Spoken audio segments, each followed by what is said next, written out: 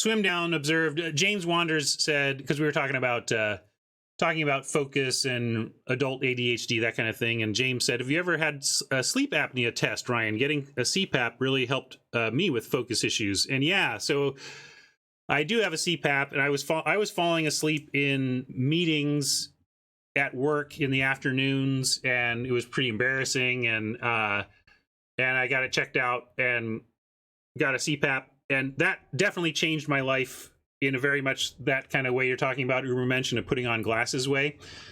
So if you are finding yourself very, very sleepy at the end of 1 hour meetings at work, or particularly in the afternoon, if you're like really just super tired, you may want to get yourself checked for sleep apnea, because that was a life-changing medical revelation for me. But what it reminds me of is one of my favorite stories about wizards. And I got my interview at Wizards of the Coast after many times of trying. There was a position open for a developer position, and not software developer, like a game designer position on Kaijudo.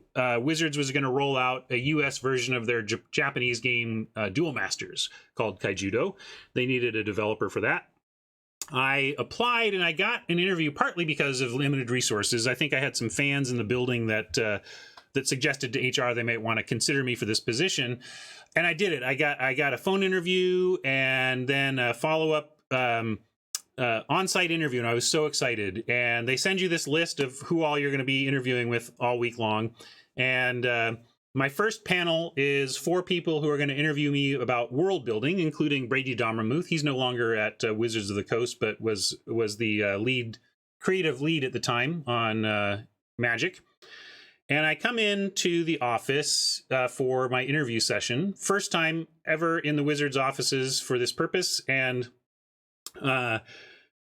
they tell me that Brady Dommermuth is homesick, and somebody's going to be replacing Brady in my panel interview, and it's going to be none other than my design hero, Mark Rosewater. I have been reading and devouring Mark's content for a decade at this point.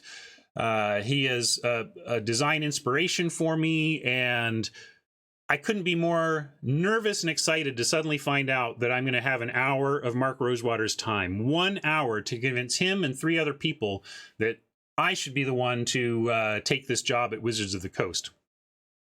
I'm very nervous about this, trying to figure out how to make a good impression. Very nerve-wracking to not expect to interview with Rosewater and then suddenly find out that you are, right? And that it's first thing. All right, so anyway, we do this. We go in, I go in, we sit down, and I'm trying to be my charming self and answer. But frankly, world building is my weak link here. I'm a reasonably creative person, but what I was bringing to the table was more experience in video game design, not world building, right? So the questions are kind of tough for me as it is, and I'm struggling a little bit with some world building questions. And I notice, and Mark Rosewater, I look over and Mark Rosewater does this.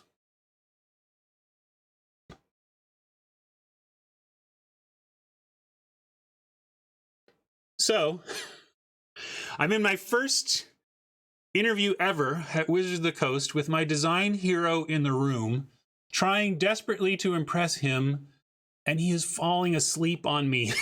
Mark Rosewater is falling asleep on me, and I am panicking, but trying to keep it together. I'm like, okay, no Wizards of the Coast for me. It was a nice try, but keep it together, Ryan. Just at least make it out of this meeting, with your composure.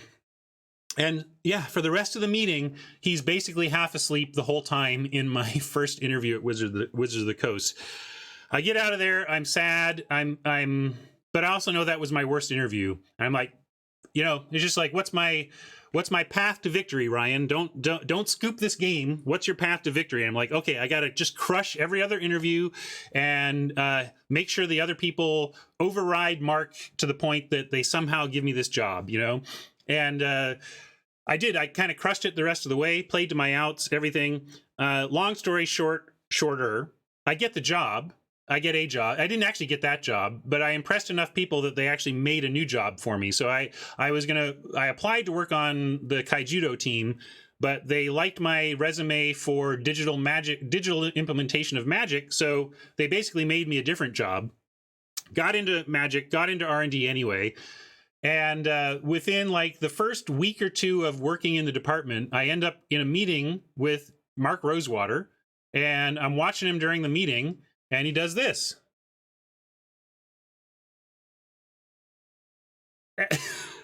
So it turns out Mark just falls asleep in meetings all the time. Turns out when you're the face of magic and crush at your job for 20 years, nobody cares if you nod off in an afternoon meeting. And so I got used to that. But from then on, I became a part of a lot of panels myself. And if I saw that someone I was interviewing was going to interview with Mark Rosewater next, I would pull them aside and say, look, Mark Rosewater has a habit of falling asleep in meetings. If he falls asleep on you, don't panic. He does it in every meeting, everywhere. It doesn't mean anything necessarily. If you can hold his attention, great, but don't panic if Mark nods off on you.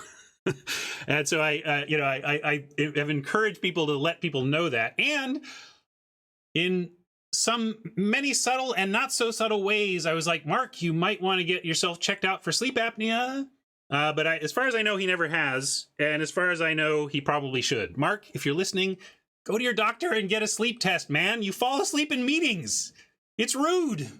I can tell you this now. I don't work with you anymore. Mark, it's rude to fall asleep in meetings. Go get yourself tested for sleep apnea. You probably have sleep apnea, and it would change your life to fix it. Anyway, there you go.